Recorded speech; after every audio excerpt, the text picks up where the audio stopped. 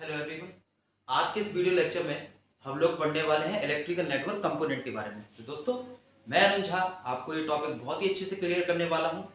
जिन students को problem होती है कि इलेक्ट्रिकल नेटवर्क कंपोनेंट्स जो एलिमेंट हैं हमारे लाइक रजिस्टर, इंडक्टर, कैपेसिटर, वो किस कंडीशन में किसकी तरह बिहेव करते हैं और उनकी फिनोमेना क्या होती है और उनका यूज क्या है, वो किस प्रकार के होते हैं, इनकी वर्किंग एनालिसिस क्या होती है, वो सारी चीजें हम लोग यहाँ पे डिस्कस करने वाले हैं। तो आई होप सभी को बहुत अच्छे से क्लियर होगा और आप शुरू से लेकर लास्ट तक पूरे वीडियो को देखेंगे, यहाँ पे समझेंगे और हम लोग इन चीजों को डिस्कस करेंगे। तो आपको पता है कि भाई जब भी हम यहाँ पे बात कर रहे हैं इलेक्ट्रिक नेटवर्क कंपोनेंट की, इसका मीन्स ये हो गया यहाँ पर कि हम लोग पैसिव एलिमेंट्स की बात कर रहे हैं। तो यहाँ पर दोनों ही एलिमेंट वैसे तो आएंगे, एक्टिव एलिमेंट और पैसिव एलिमेंट। बट हम जब भी इलेक्ट्रिक नेटवर्क कंपोनेंट की बात करते हैं तो तीन एलिमेंट आपके मेन है, रजिस्टर, इंडक्टर, कैपेसिटर, जो कि पैसिव एलिमेंट्स होते हैं। इस पर मैं एक अलग से वीडियो बना दूंगा एक्टिव और पैसिव पर, उसे आप बहुत अच्छे से देख लीजिएगा। यहाँ पर मैं सिर्फ कंपोनेंट्स के बारे में बात कर रहा हूँ, इसको पूरा सॉल्व करके बता रहा हूँ, पूरा एनालिसिस का बता रहा हूँ, तो आप इसे अच्छे से समझिए। ठीक है, तो आइए हम लोग स्टार्ट करते हैं। तो सबसे पहले मैं यहाँ पर डिस्कस करता हूँ रजिस्टर्स के बारे में।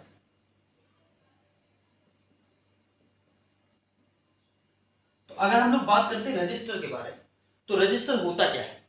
रजिस्टर आपको सभी को पता है, रजिस्टर का मतलब लगभग बेसिकली जो हम लोग समझते हैं वो है to oppose the flow of current. Okay, तो अगर हम लोग यहाँ पे बात कर रहे हैं रजिस्टर की, तो रजिस्टर एक इस प्रकार का एक ढांचा है। हम अगर बोल दें कि एक हमारे पास एक कंडक्टर है, ठीक है, और इसमें कोई एक करंट फ्लो हो रही होगी विच इज कॉल्ड आई, इसे हम आई नाम दे सकते हैं। तो बेसिकली जब भी हम एक रजिस्टर की बात कर रहे हैं, रजिस्टर की मींस होता है to oppose the flow of current. यानी कि सिंपल सी परिभाषा इसकी एक तो ये है कि to oppose the flow of current. Clear है? अच्छा, जो हमारा रजिस्टर होता है R equal to rho L upon A, किसी भी एक कंडक्टर की जो लेंथ होगी उसके प्रोपोर्शनल होगा। यानी कि जो भी रेजिस्टेंस होगा किसी भी कंडक्टर में फ्लो होने वाली करंट के लेंथ के प्रोपोर्शनल होगा और उसके एरिया के इनवर्सली प्रोपोर्शनल होता है। तो आप देख सकते हैं एरिया के इनवर्सली प्रोपोर्शनल है, लेंथ के डायरेक्टली प्रोपोर्शनल है। ये जो रजिस्टर होता है ये किसी भी कंडीशन में एनर्जी स्टोरेज एलिमेंट का तरह काम नहीं कर सकता। यानी कि इसका मतलब सिंपल सा है, ये पावर को डिसिपेट करता है, ये ऊर्जा का क्षय कर देगा। तो हम लोग ऐसा बोल सकते हैं कि रजिस्टर जो होगा it is used for dissipation. ठीक है, ये एनर्जी को स्टोर नहीं करता, ये सिर्फ क्षय करता है ऊर्जा का। तो हम लोग बोल सकते हैं कि रजिस्टर जो है ये डिसिपेशन कर देता है और इसमें कोई भी एनर्जी स्टोरेज नहीं होती, नो एनर्जी स्टोर।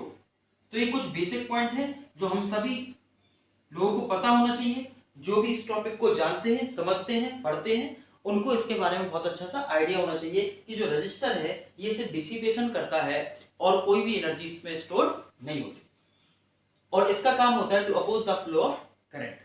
तो बेसिक हम डिस्कस कर रहे हैं कि रजिस्टर जो हम लोग बेसिक पार्ट इसका समझ रहे हैं, ठीक है। तो रजिस्टर की हम लोग बात कर रहे हैं, तो रजिस्टर का जो यूनिट है ये होता है आपका ओम। लेंथ है, इसका जो यूनिट होगा वो होगा आपका मीटर एंड एरिया की यूनिट होता है मीटर स्क्वायर।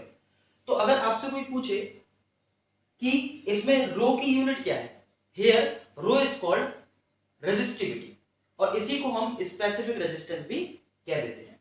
तो आपका जो रो है वो रो जो है ये आपको स्पेसिफिक रेजिस्टेंस कहा जाता है, इसको स्पेसिफिक रेजिस्टेंस, और इसी को हम लोग और क्या बोल देते हैं, रेजिस्टिविटी। तो आई होप क्लियर हुआ होगा सबको कि रो जो है स्पेसिफिक रेजिस्टेंस और रेजिस्टिविटी है। तो यहां पर हम लोग रो की वैल्यू फाइंड करेंगे और इसको इस प्रकार से लिख सकते हैं, rho equal to R A upon L. अब आर ए अपॉन एल तो हमने लिख दिया, आपको पता है कि आर का मीन्स क्या है, आर का मीन्स है ओम, ए का मीन्स क्या है, इसका मीन्स है मीटर स्क्वायर और एल का मीन्स क्या है, इसका मीन्स है मीटर। तो अगर आप देखें ये कट डाउन होगा और यहाँ पे होगा ओम मीटर, दैट मीन्स कि इसका मात्रक होता है ओम मीटर। तो रेजिस्टिविटी का मात्रक कितना हो गया, रेजिस्टिविटी की यूनिट कितनी होगी, रेजिस्टिविटी की यूनिट हो गई हमारी ओम मीटर, जो कि एग्जामिनेशन पॉइंट ऑफ व्यू से बहुत ही इंपॉर्टेंट है। काफी पूछा जाता है कि रेजिस्टिविटी का मात्रक क्या होगा, तो आप बताएंगे ohm into metre. This is the case of resistance. इसी तरीके से हम लोग बात करते हैं इंडक्टेंस की और कैपेसिटेंस की। अगर हम इसमें बात करें सीरीज ऑपरेशन, तो सभी को पता है कि जो रजिस्टर बेसिकली होता है वो सीरीज ऑपरेशन कैसे देगा। तो अगर हम बात कर रहे हैं रजिस्टर की, तो अगर हम सीरीज ऑपरेशन की बात कर रहे हैं, सीरीज की, ध्यान दीजिएगा, तो अगर सीरीज की बात कर रहे हैं तो जैसे आपके दो रजिस्टर यहाँ पे सीरीज में लगे हुए हैं, which is called R1 and R2, तो आप ओवरऑल अगर आपको रेजिस्टेंस में फाइंड करना है तो वो कितना होगा, तो आपका ओवरऑल रेजिस्टेंस होगा R equals to R1 plus R2। Clear है। और इसी प्रकार से अगर मैं इसमें बोलूं कि भाई अगर पैरेलल ऑपरेशन इसका है,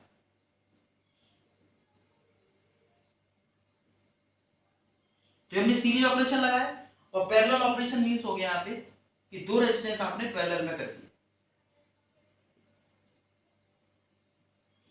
इस प्रकार से this is called R1 and this is called R2। Clear. तो यहां पर ओवरऑल रेजिस्टेंस कितना होगा, आप लिख सकते हैं 1 upon R equals to 1 upon R1 plus 1 upon R2। That means you can write directly R equals to R1 R2 upon R1 plus R2। Clear. तो this is the case of register. Now we will discuss about the next part of the circuit element which is called a inductor. तो हम लोग inductor के बारे में समझते हैं। Inductor में क्या होगा, इंडक्टर जो है ये दूसरा एलिमेंट है और इंडक्टर जो है एक प्रकार का एनर्जी स्टोरेज एलिमेंट भी है, जबकि रजिस्टर एनर्जी स्टोरेज एलिमेंट बिल्कुल भी नहीं। तो आप इस पॉइंट को बहुत अच्छे से समझेंगे। तो इंडक्टर और कैपेसिटर ये दोनों ही एनर्जी स्टोरेज एलिमेंट हमारे पास होते हैं। तो खैर हम लोग यहां पर बात कर रहे हैं इस केस में। तो इंडक्टर की अगर मैं बात कर रहा हूं तो देखेंगे आपके पास मान लीजिए कोई एक कॉइल है, ठीक है, इस प्रकार से एक कॉइल है, ठीक है, और आपका एक कंडक्टर है जिसमें इस कॉइल में एक करंट फ्लो हो रही है व्हिच इज कॉल्ड I। तो हम लोग को उसका इंडक्टेंस का फॉर्मूला फाइंड करना, भाई इंडक्टेंस क्या होगा ये फाइंड करेंगे हम लोग। इंडक्टेंस होता क्या है, तो सबसे पहले मैं थ्योरी वाला पार्ट अगर इसमें डिस्कस कर रहा हूं कि इंडक्टेंस होता क्या है, इंडक्टर है क्या। तो दोस्तों इसको हम हिंदी में बोलते हैं प्रेरक, ठीक है, और ये प्रेरण करता है यानी कि इंडक्शन इफेक्ट देगा। इंडक्टर क्या करता है, inductor store the energy in the form of current in magnetic field. तो इंडक्टर एक ऐसा एलिमेंट है ये स्टोर करता है एनर्जी को। किसको स्टोर करता है, एनर्जी को, स्टोर द एनर्जी, ये एनर्जी को स्टोर करता है कौन, इंडक्टर, ठीक है। किसके फॉर्म में, इन द फॉर्म ऑफ करंट। किसके फॉर्म में करेगा दोस्तों, ये करेगा करंट के फॉर्म में। तो inductor store the energy in the form of current, किस फील्ड में, इन magnetic field. Magnetic field most important point है दोस्तों। क्या बोला मैंने, inductor store the energy in the form of current in magnetic field. अक्सर पेपर में पूछा जाता है कि इंडक्टर एनर्जी को स्टोर किसके फॉर्म में करता है, तो आप बोलेंगे करंट के फॉर्म में, और किस में, मैग्नेटिक फील्ड। ऑप्शन दे देते कि करंट के फॉर्म में करेगा, इलेक्ट्रिक फील्ड में करेगा, करंट के फॉर्म में करेगा, मैग्नेटिक फील्ड में करेगा, वोल्टेज के फॉर्म में करेगा, इलेक्ट्रिक फील्ड में करेगा, वोल्टेज के फॉर्म में करेगा, मैग्नेटिक फील्ड। तो आप बोलेंगे करंट के फॉर्म में करेगा, मैग्नेटिक फील्ड के। आई होप सभी को इतनी बात क्लियर हुई, ठीक है। तो L इक्वल्स टू क्या होता है, n square mu upon L, ठीक है। जिस प्रकार से आपने रजिस्टर में केस देखा, रजिस्टर में क्या था, R equals to rho L upon A। Inductor में क्या हो गया, L equals to n square mu upon L। तो यहाँ पे इसके रिलेशन से काफी ज्यादा क्वेश्चन बन जाते हैं कि अगर इंडक्टर की हम लोग लेंथ को बढ़ा दें, अगर लेंथ को हम लोग बढ़ा दें तो इंडक्टेंस पर क्या प्रभाव पड़ेगा। ऑब्वियसली दोस्तों लेंथ बढ़ने पर इंडक्टेंस की वैल्यू डिक्रीज हो जाएगी। हम लोग नेक्स्ट सेशन में डिस्कस करेंगे क्वेश्चंस के बारे में। अभी तो हम थ्योरी पढ़ रहे हैं, इसकी थ्योरी को समझ रहे हैं, तो आप लोग एक एक पार्ट इसके देखिएगा, ठीक है। तो अगर L equals to n square mu हमारा हो रहा है, that means L is proportional to n square, L proportional to A and L proportional to mu, sorry L proportional to 1 upon L, ठीक है। अच्छा, म्यू जो है ये किसी पे निर्भर नहीं करता। यहां पर म्यू है क्या, म्यू जो है ये म्यू है आपका परमियाबिलिटी, परमियाबिलिटी। यहां पर जो हमने म्यू निकाला है which is called permeability. Mu किसी भी वैल्यू पे निर्भर नहीं करती, ठीक है। तो ये क्वेश्चन काफी पूछा जाता है कि परमेबिलिटी किस पे निर्भर नहीं करता, परमेबिलिटी किसी पे भी, ये नेचर ऑफ मटेरियल पर निर्भर करता है। किस पे डिपेंड करता है? Depend only on nature of material, nature of material,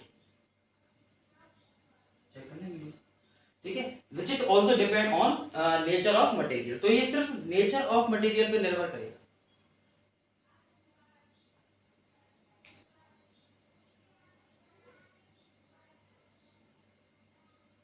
ठीक है, तो आपको इतना क्लियर हुआ होगा। अब इसी प्रकार से अगर मान लीजिए हमारे पास दो इंडक्टर हैं जो कि अगर पैरेलल में लगे हुए हैं, सॉरी विच इज सीरीज में हम पहले एलिमेंट को लगाते हैं,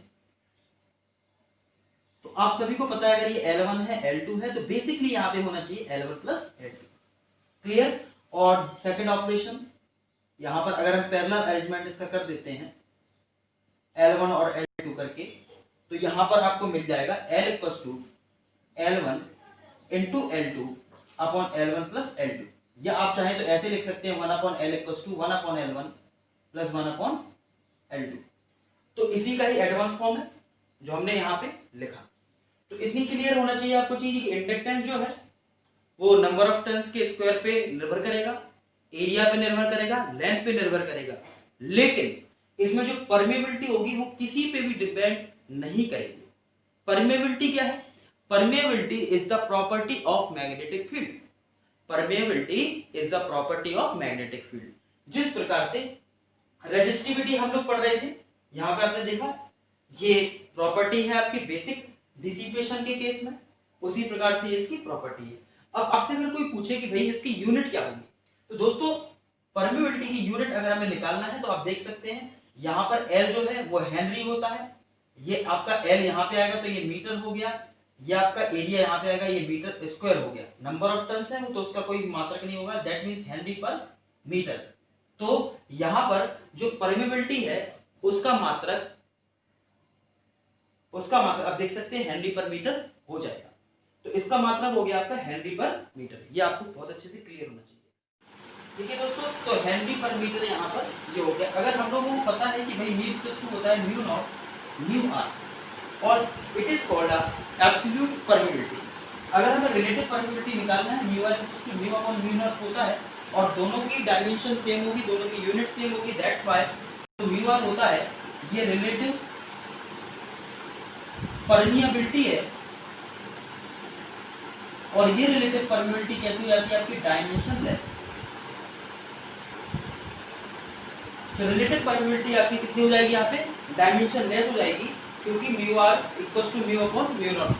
तो आई होप सभी को ये पॉइंट बहुत अच्छे से क्लियर हो गया होगा। अब हम लोग बात करेंगे तीसरे पार्ट की, विच इज कॉल्ड कैपेसिटेंस। तो अगर हम लोग कैपेसिटेंस की बात करते हैं तो कैपेसिटेंस में दो आपकी प्लेट इस प्रकार से होंगी, एक तरफ पॉजिटिव होता है और एक तरफ आपका नेगेटिव होता है, ठीक है। इसके बीच की दूरी जो है वो हम d बोल सकते हैं। तो c इक्वल टू यहाँ पर हो जाता है epsilon naught a upon d, where a is the area between two plates. Clear है? आई थिंक सभी को इतना क्लियर हुआ होगा कि किस प्रकार से मिलता है। ठीक है, c equal to epsilon naught a upon a, यहाँ पे नॉर्मली एप्सिलॉन लिख सकते हैं। यहाँ एप्सिलॉन का मीन्स होता है एप्सिलॉन नॉट एप्सिलॉन r, ठीक है। यहाँ पर एप्सिलॉन क्या है? रिलेटिव परमिटिविटी, ध्यान दीजिएगा, ठीक है। एप्सिलॉन क्या है? Absolute permittivity. जिस प्रकार से आप लोगों ने यहाँ पर म्यू नॉट क्या था? म्यू नॉट और म्यू क्या था यहाँ पे? म्यू नॉट है, जो म्यू नॉट है ये तो आपका एयर या वैक्यूम के केस में होगा, और म्यू जो है ये आपका एब्सोल्यूट है। क्या है आपका? एब्सोल्यूट परमिटिविटी हो जाएगा। तो चलिए हम लोग देखते हैं अब कैपेसिटेंस। और कैपेसिटेंस क्या होगा?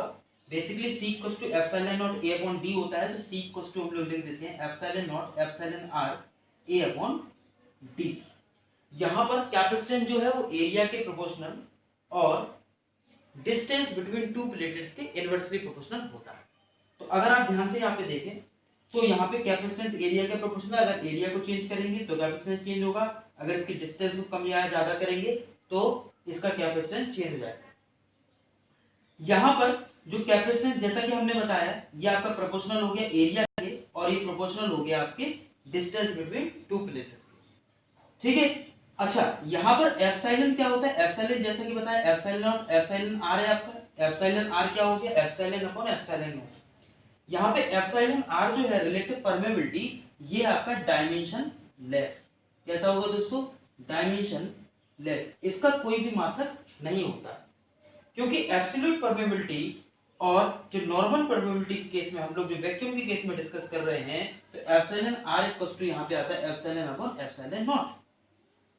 तो आपको पता होना चाहिए रिलेटिव परमिटिविटी की अगर बात करते हैं एप्सिलॉन की तो आपको पता है कैपेसिटेंस क्या होता है?